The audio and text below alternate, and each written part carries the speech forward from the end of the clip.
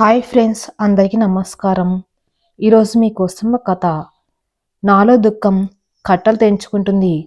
ఎప్పుడు ప్రసన్నంగా ఉండే నా ముఖం రౌద్రంతో నిండిపోయింది. నేను ఎంతో ఇష్టపడి, నమ్మి మనసారా ప్రేమించి, పెళ్ళాడిన వ్యక్తి మోసం చేస్తారని కల్లో కూడా ఊహించలేదు. అతను మోసం చేయటం ఒక ఎత్తు అయితే, అది నాకు తెలిసి ఎంత కుమిలిపోతున్నా కూడా తనలో కొంచెం కూడా బాధ కానీ పశ్చాత్తాపం కానీ లేకపోవటం నన్ను మరింత కుంగదీస్తుంది. ఆ మనిషి గురించి ఆలోచిస్తున్న ప్రతిసారి అతని పరిచయం నుండి అన్ని విషయాలు నా మనసులో మెదులుతూనే ఉంటాయి. డిగ్రీ అయిపోయాక గ్రూప్స్ ప్రిపేర్ అవుతున్న టైంలో పరిచయం అయ్యాడు ప్రణవ్. మా ఇంటి ఎదురుగానే వాళ్ళ అమ్మమ్మ ఇల్లు ఉండేది. తను నన్ను ఎప్పుడు చూశాడో తెలియదు, కానీ ఒకసారి అనుకోకుండా తన వంక చూసేసరికి అప్పటికే నన్ను తదేకంగా చూస్తూ ఉన్నాడు. నన్నేనా లేక ఇంకెవరినైనా ఉన్నారా అని వెనక్కి తిరిగి చూసి తలబడ్డాను. అలా వారం రోజులు గడిచాక మా ఇంట్లో ఎవరు లేని సమయంలో వచ్చి నేరుగా ప్రపోజ్ చేశాడు. నేను పిచ్చ లైట్ తీసుకున్నాను. నాకు చదువు అంటే ఇష్టం, ప్రేమంటే భయం. అందుకే ప్రేమ జోలికి వెళ్ళదలుచుకోలేదు. బాగా చదివి గ్రూప్స్ కొట్టాలనుకున్నాం. అందుకే తనకి నో చెప్పేశాం. కానీ పట్టు వదలని విక్రమార్కుల్లా వెంటపడ్డాడు. హలో గురు, ప్రేమ కోసమేరా జీవితం, మగాడితో ఆడదానికేలా పౌరుషం అంటూ మన్మధుడు నాగార్జున స్టైల్లో తెగ తిరిగాడు వెనకాల. ఎలాగైతేనే ఎట్టకేలకు నన్ను కూడా ఒప్పించాడు. అప్పటికి గ్రూప్స్ రాయటం అది కొంచెంలో మిస్ అయిపోవటం కూడా జరిగిపోయాయి. ఏం కాదులే, బాధపడకు, పెళ్ళయ్యాక కూడా నువ్వు చక్కగా చదువుకొని రాయవచ్చులే అని ఓదార్పు మాటలు చెప్పాడు. అమ్మలేని నాకు అతనిలో అమ్మ ప్రేమ కనిపించింది. నాన్న ఆప్యాయత పొందని నేను అతని భుజమే తలవాల్చి నాన్నలా అనుభూతి చెందాను. అమ్మ నాన్న లేరనుకున్నారా? నాన్న వేరే ఆమెతో సంబంధం పెంచుకున్నాడు అని తెలిసి భరించలేక ఆయన్ని మార్చడానికి ప్రయత్నించి విసిగి వేసారి నన్ను ఒంటరిగా వదిలేసి అమ్మ నాకు 5 ఏళ్ళప్పుడు ఆత్మహత్య చేసుకుని చనిపోయింది. నాన్న ఉన్నారు కానీ అది పేరుకు మాత్రమే. ఏ మాత్రం బాధ తెలియని ఆయన ఎప్పుడు ఇంటికి వస్తారో, ఎప్పుడు బయటికి వెళ్తారో తెలియని పరిస్థితుల్లోనే పెరిగాను నేను. మొత్తానికి మా ప్రేమ పెళ్లిగా మారటానికి చిన్నపాటి యుద్ధమే జరిగింది మా ఇద్దరిళ్లలో. ఎవరికి ఇష్టం లేదు మా పెళ్ళి. అయినా మా మనసులు కలిశాయి.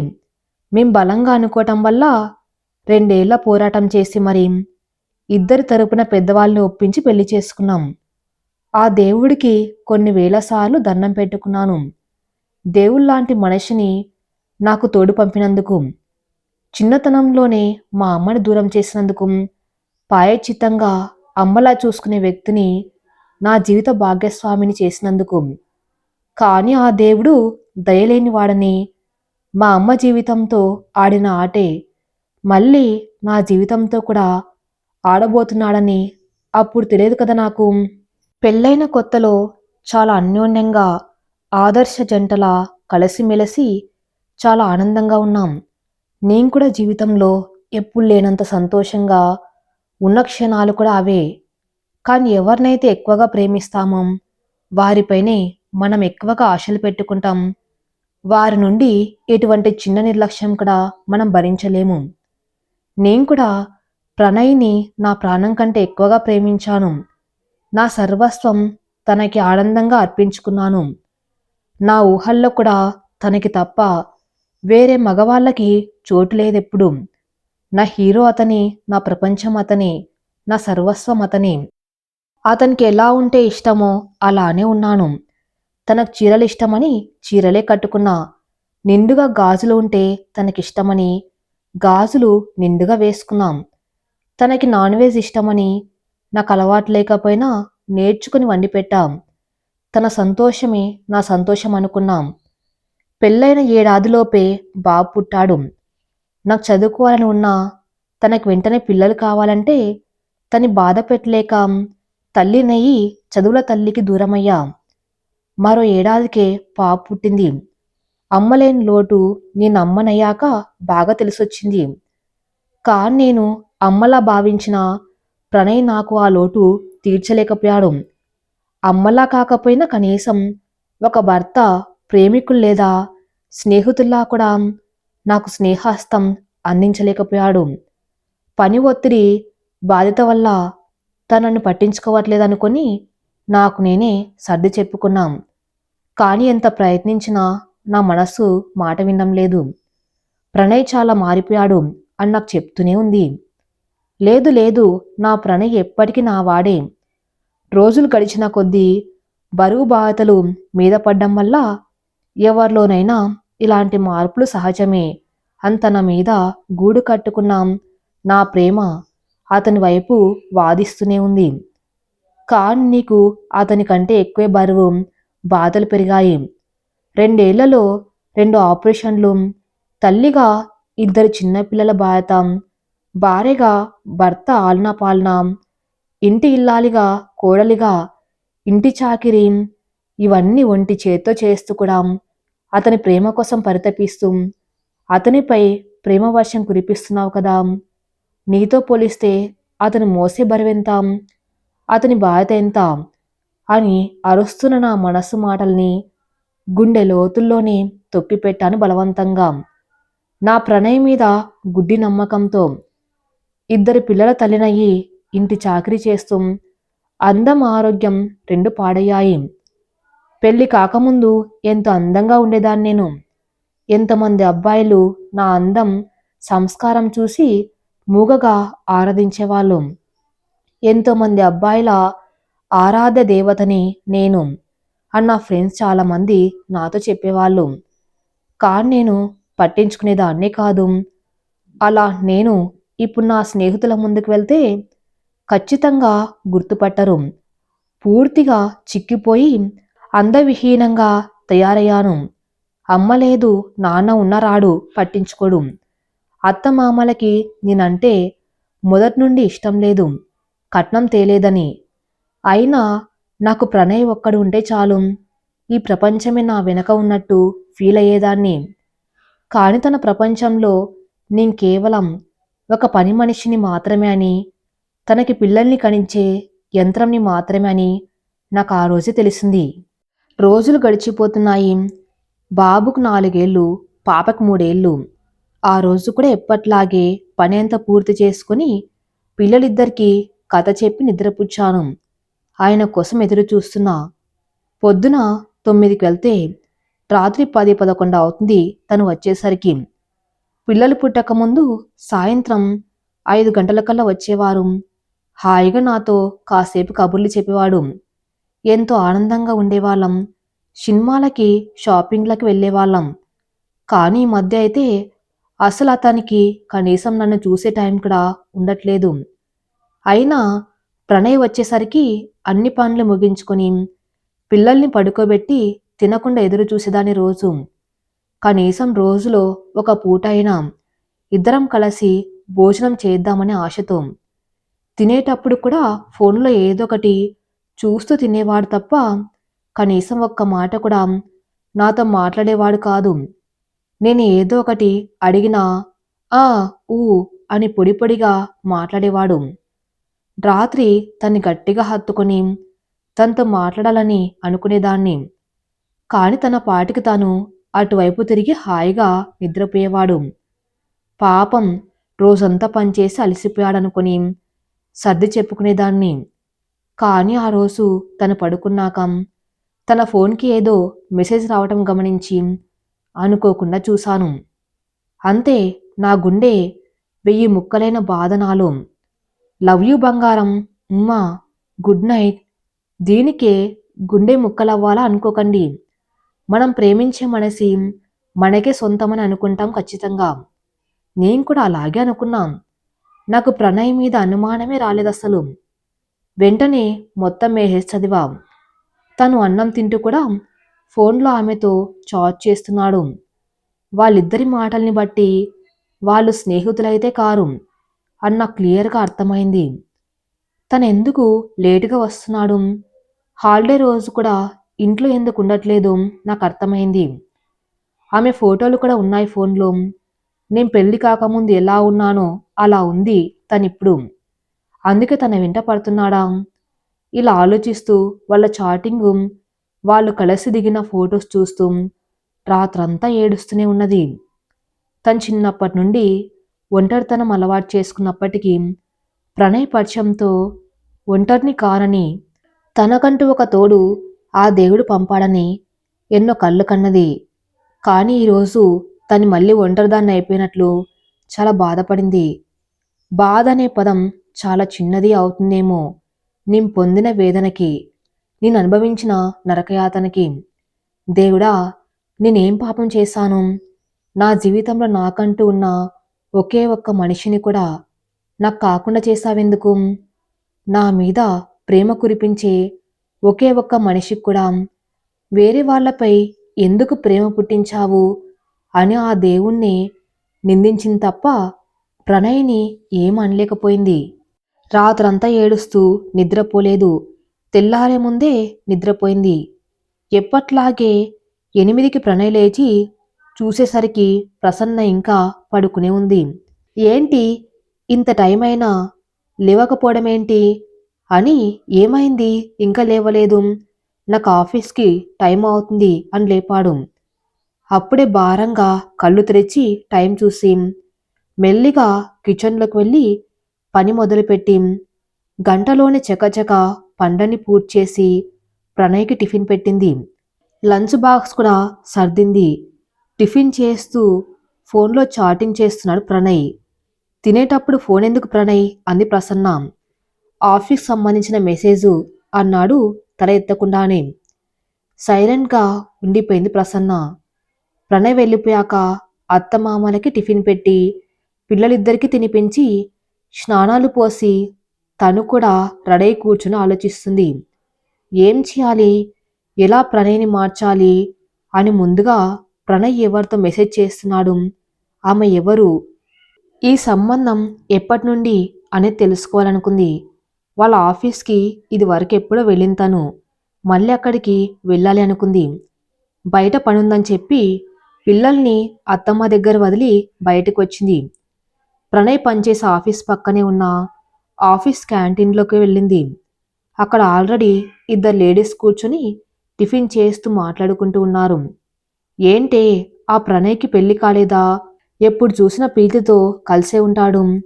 నువ్వు కొత్తగా వచ్చావు కదా, నీకు తెలియదులే. ప్రణయ్కి పెళ్ళై ఇద్దరు పిల్లలు కూడా ఉన్నారు. కానీ దాదాపు 3 ఏళ్లుగా వాళ్ళ సంబంధం కొనసాగుతుంది. వాళ్ళు పెళ్లి కాని భార్యాభర్తలు. అర్థం చేసుకో ఇక నువ్వే.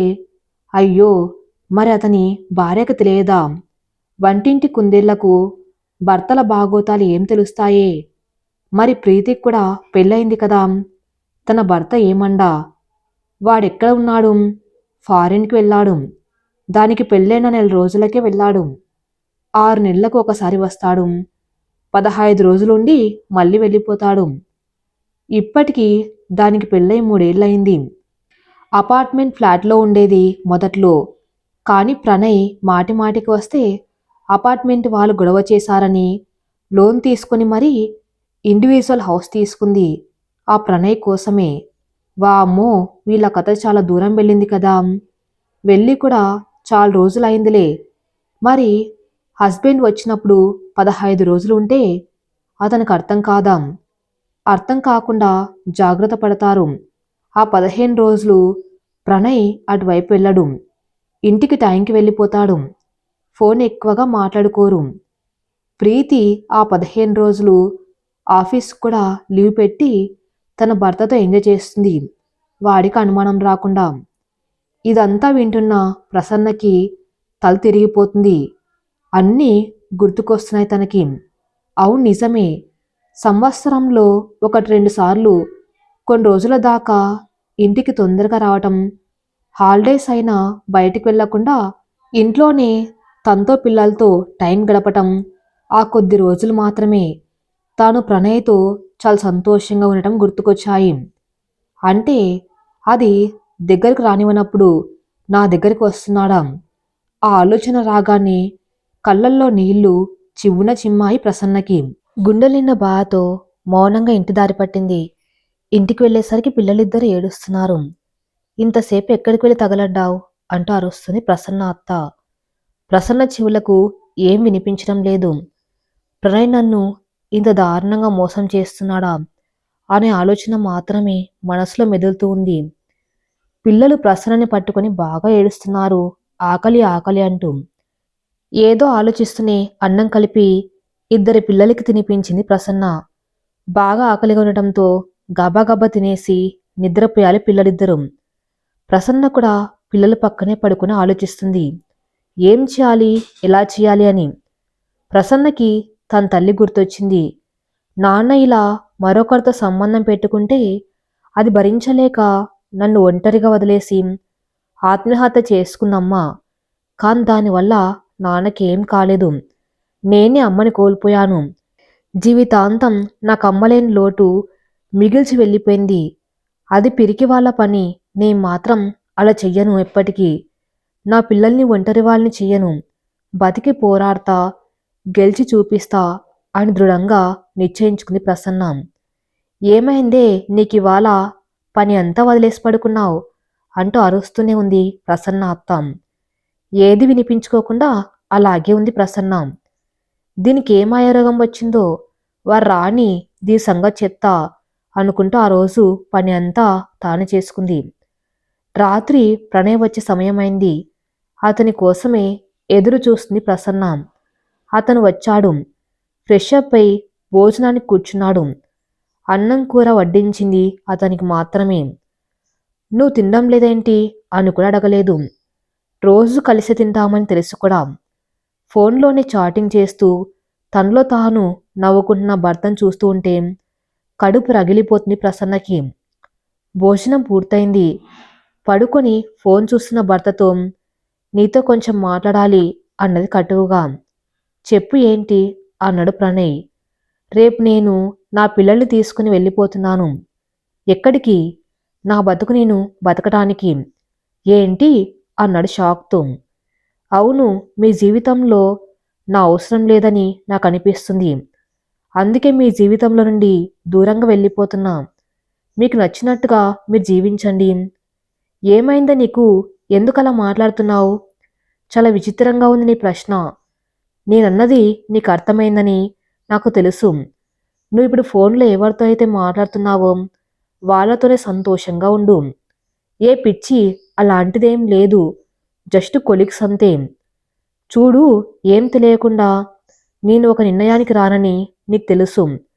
నేను ఒక నిర్ణయం తీసుకున్నాను అంటే ఎంత ఆలోచిస్తున్నానో కూడా నీకు తెలుసు ఒకప్పుడు. ఇప్పుడు నీకు నా గురించి ఆలోచించే టైం లేదు, ఇంట్రెస్ట్ లేదు. నేను మీ ఇంట్లో ఒక వస్తువుని మాత్రమే. ఈ వస్తువు ఉన్నా లేకపోయినా నీకు పెద్ద నష్టం లేదు.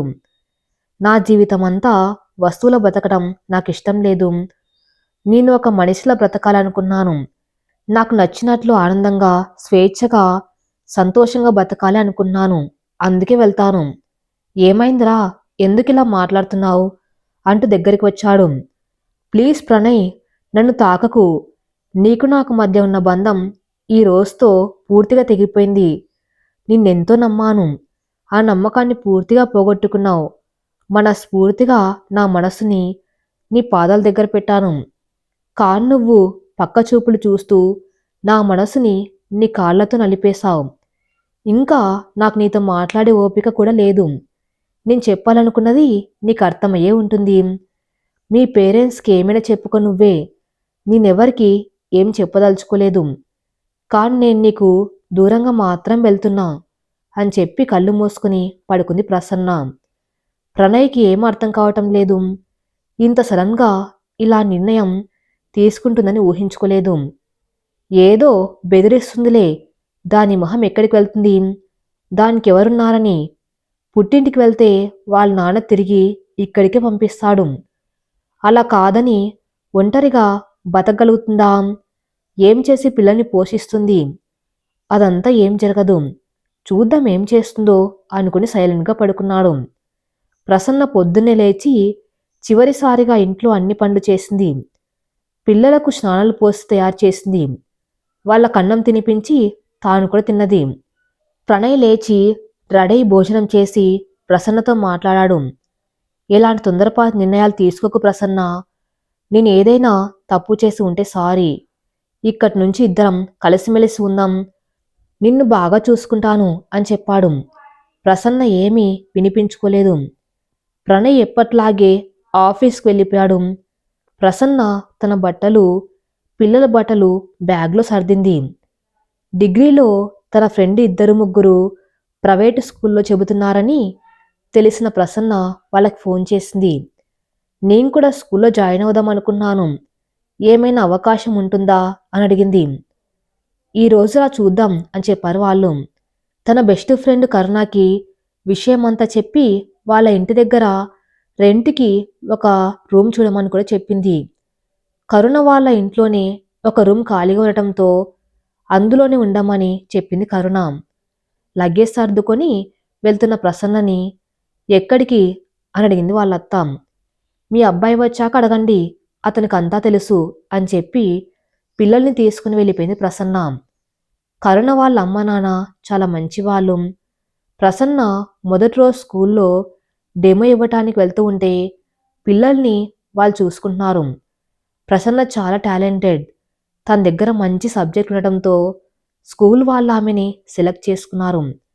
8, 9, 10 తరగతులకి సోషల్ చెప్పటానికి సిద్ధమైంది ప్రసన్న. దానివల్ల తనకిష్టమైన గ్రూప్స్ ప్రిపేర్ అవ్వటానికి కూడా ఈజీగా ఉంటుంది అని ఆలోచించుకుంది. తన భవిష్యత్తు ప్రణాళికని ఈసారి పక్కగా మనసులోనే వేసుకుంది. తను ఎలాగైనా సరే కష్టపడి చదివి గ్రూప్స్ రాయాలి, జాబ్ సంపాదించాలి, తన కాళ్లపై తాను నిలబడాలి, సమాజంలో ఒక ఉన్నత హోదాలో మంచి పేరు సంపాదించుకోవాలి, పిల్లల్ని బాగా చదివించి ఒక మంచి బాధ్యత గల తల్లిని అనిపించుకోవాలి, వంటింటి కుందేల్ని కాదు బాధ్యత గల అధికారిగా అందరిలో గుర్తింపు పొందాలి. అదే పట్టుదలతో పిల్లలకి పాఠాలు చెబుతూనే మరోవైపు గ్రూప్స్ ప్రిపేర్ అవ్వటం మొదలుపెట్టింది. ఇంట్లో పని, పిల్లల్ని చూసుకుంటూ స్కూల్లో జాబ్ చేస్తూ ప్రిపేర్ అవ్వటం అంటే మామూలు విషయం కాదు, సాధ్యమయ్యే విషయం కూడా కాదు. కానీ మనస్ఫూర్తిగా అనుకొని మనం గట్టిగా తలుచుకుంటే సాధ్యం కాదంటూ ఏది ఉండదు. కష్టమైన భరించింది.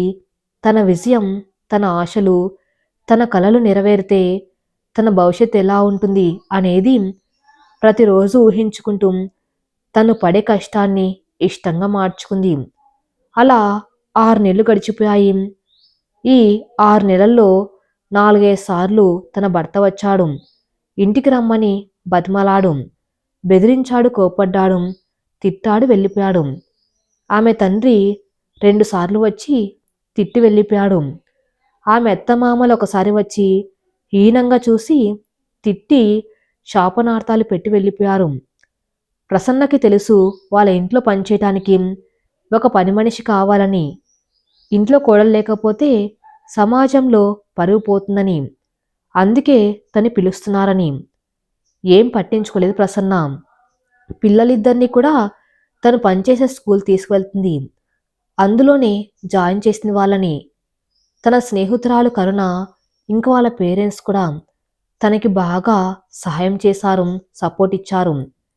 రాత్రింబవళ్ళు కష్టపడి చదివి గ్రూప్ 2 ఎగ్జామ్స్ రాసింది ప్రసన్న.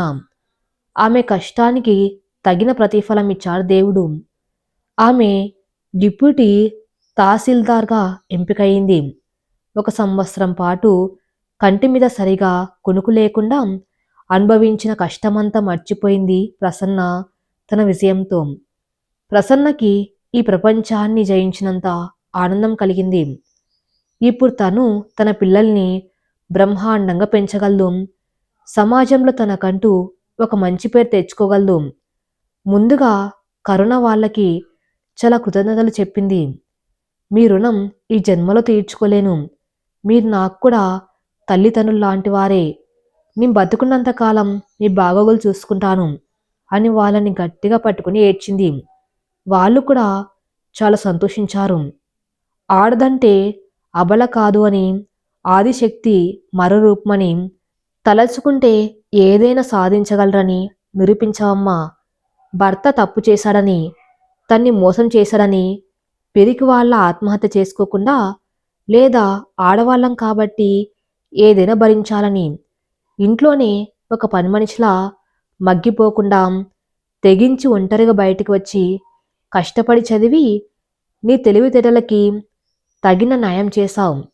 చదువుల తల్లి ఒళ్ళో మళ్ళీ చేరి పిల్లల కోసం తపించే తల్లిగా గెలిచావు అన్నాడు కరుణ వాళ్ళ నాన్న. నీలాంటి స్నేహితురాలున్నందుకు నేను చాలా గర్వంగా ఫీల్ అవుతున్నాను. సంసారంలో వచ్చే సమస్యలు చిన్నవైతే మనమే సర్దుకుంటాము. కాని సంసారమే సమస్య అయితే, కట్టుకున్న వాడే కష్టమైతే గుండె నిబ్బరంతో, మనోధైర్యంతో నీల స్వతంత్రంగా బతికి చూపించాలి. Hats off to you Prasanna అని గట్టిగా హత్తుకుంది కరుణ. ప్రసన్నకి తను అనుకున్న సాధించినందుకు చాలా తృప్తిగా అనిపించింది. తన పిల్లలిద్దరినీ గట్టిగా గుండెలకు హత్తుకుని ముద్దుల వర్షం కురిపించింది. తనకి జాబ్ వేరే ఊర్లో రావటంతో అక్కడికి వెళ్ళి ఉందామనుకున్నాం. కరుణ వాళ్ళ అమ్మ, ఒక్కదానివే పిల్లలతో ఎలా ఉంటావు? ఏం కాదు, ఇక్కడి నుంచే పోయిరా, పిల్లల్ని నేను చూసుకుంటానని చెప్పింది. దాంతో ప్రసన్న అక్కడే ఉండి డ్యూటీ చేసుకునేది. తనకి జాబ్ వచ్చిందనే విషయం తెలిసాక షాక్ అయ్యాడు ప్రణయ్. నమ్మలేకపోయాడు. ఇద్దరు పిల్లలతో ఒంటరిగా ఈ సమాజంలో ఎలా బతుకుతుంది అని హేళనగా అనుకున్నాడతను. కాని కేవలం బతకడమే కాదు, తనకన్నా గొప్ప స్థాయికి వెళ్ళిపోయింది ప్రసన్న. ఇది అస్సలు ఎవ్వరూ ఊహించలేదు. ప్రసన్న అత్తమామల నోళ్లు కూడా మూతపడిపోయాయి. ప్రసన్న తండ్రికి చాలా గిల్టీగా అనిపించింది. తప్పెవరిదో కూడా తెలుసుకోకుండా కూతుర్ని నిందించి వచ్చిన కన్న తండ్రిగా తన మీద తనకి అసహ్యం వేసింది. అంతటి తెలివిగల కూతుర్ని తానెప్పుడూ పట్టించుకోకపోవటం బాధనిపించింది. కావ్య వాళ్ళ భర్త కూడా ఫారెన్ నుంచి ఇక్కడికి పర్మనెంట్గా వచ్చి సెటిల్ అయిపోవటంతో కావ్య ప్రణయ్ని పూర్తిగా దూరం పెట్టింది. ప్రణయ్ ఒంటరివాడైపోయాడు. అసలు తను ఎవరో తెలియనట్లుగా ప్రవర్తిస్తుంది కావ్య. ఆఫీస్ కూడా మారింది. ఫోన్ నెంబర్ మార్చింది. తన భర్తతో సంతోషంగా షికార్లు కొడుతుంది. ఇలాంటి దాని మాయలో పడి ప్రేమించి పెళ్లి చేసుకున్న బంగారం లాంటి భార్యని బాధపెట్టి ఎంత తప్పు చేశాడో అర్థమైంది అతనికి. ఆమెను చేతులారా దూరం చేసుకున్నానని ప్రతిరోజు కుమిలిపోతున్నాడు. సమాజంలో తన స్నేహితులు, ఇంటి పక్క వాళ్ళని చూస్తుంటే భార్య పిల్లలతో ఎంతో ఆనందంగా కనిపిస్తున్నారు. వాళ్ళని చూసి నా బుద్ధి కూడా సక్రమంగా ఉండి ఉంటే నేను కూడా అలాగే నా భార్య పిల్లలతో ఎంతో సుఖంగా ఉండేవాడిని కదా అనుకుని ఏడుస్తున్నాడు. ప్రణయ్ వాళ్ళ కొలీగ్స్ కూడా కొంతమంది ఎగతాళి చేస్తున్నారు. మరి కొంతమంది అతన్ని చూసి జాలిపడుతున్నారు. కొంతమంది తగిన శాస్తి జరిగిందని సంతోషపడుతున్నారు. ప్రణయ్ వాళ్ళ అమ్మ ఇంట్లో పనిచేయడానికి ఇబ్బంది పడుతుంది. అతనికి భోజనము, టిఫిన్లు సమయానికి అందడం లేదు.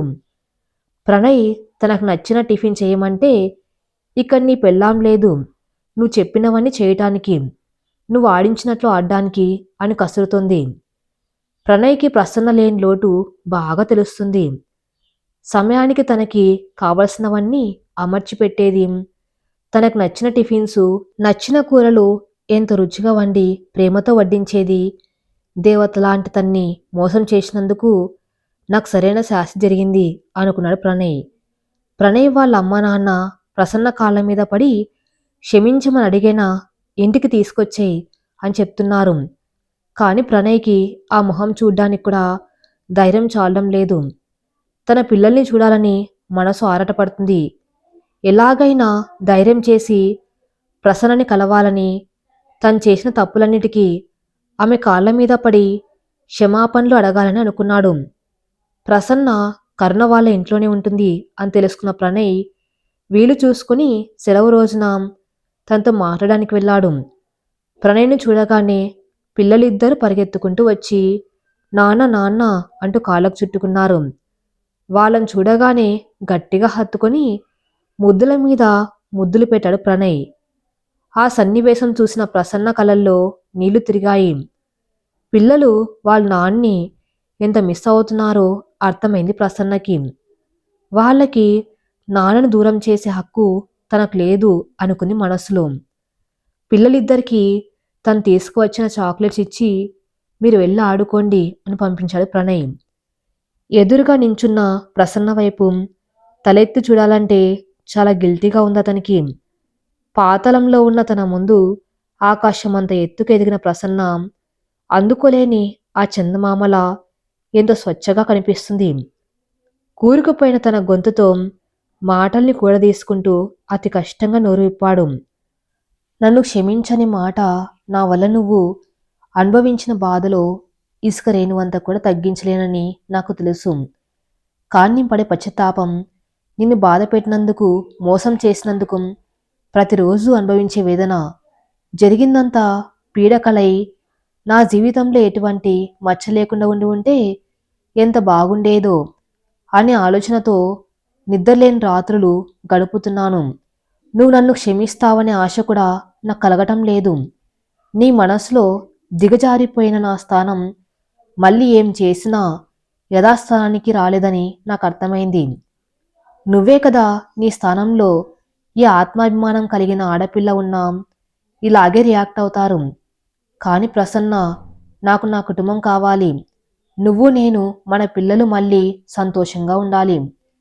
జీవితంలో ఒకసారి తప్పుదిద్దుకున్నవాడు మళ్ళీ తప్పు చేయడు. ఏదైనా కోల్పోయాక దాని విలువ తెలుస్తుందంటారు.